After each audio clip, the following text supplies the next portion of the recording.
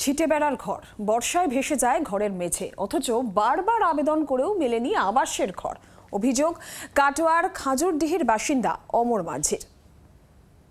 খাজুটি গ্রাম পঞ্চায়েতের ঠিক 500 মিটারের মধ্যেই এই পাকা রাস্তার ধারে চন্দনা মাঝি এবং অমর মাঝির এই ছোট্ট এক কুটির মাটির বাড়ি। দীর্ঘ 10 বছর ধরে এই বাড়িতেই বাস করছে এবং দীর্ঘদিন ধরে পঞ্চায়েতের কাছে আবেদন করেছে আবাস যোজনা ঘরের জন্য। তিনি পঞ্চায়েত তো মুখ ফিরিয়েছে, পাশাপাশি পঞ্চায়েত সমিতি এবং কাটোয়ার যে বিধায়ক আছে বিধায়কের কাছেও গিয়েছেন ঘরের জন্য, কিন্তু সেই ঘর 10 বছরে এখনো জোটেনি। বেড়ার ঘরের চাল ভেদ করে সূর্য উঁকি মারে, আবার বর্ষায় ভেসে যায় মেঝে। এই ঘরেই সপরিবারে বসবাস করেন কাটোয়ার খাজুরডিহি গ্রাম পঞ্চায়েতের 5ঘরা গ্রামের পূর্বপাড়ার বাসিন্দা, পেশায় রিক্সা চালক অমর মাঝি। বারবার আবেদন করেও ঘর পাচ্ছেন না বলে অভিযোগ তার। আমার কোনো ব্যবস্থাই নাই, ব্যবস্থা নেই, আমি কি করবো? জল পড়লে কোথায় থাকেন?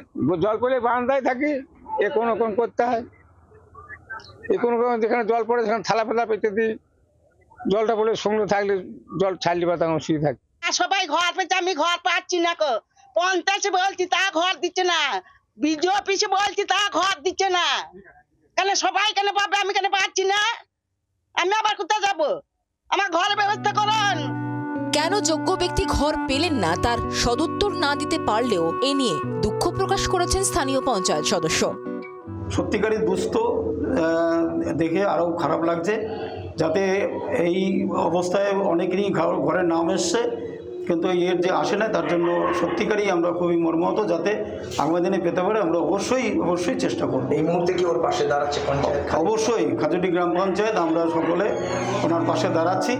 আবাস তালিকায় নানা দুর্নীতির অভিযোগের মধ্যেও অমর মাঝির মতো যোগ্যরা কবে পাকা বাড়ি পান, এখন সেটাই দেখার।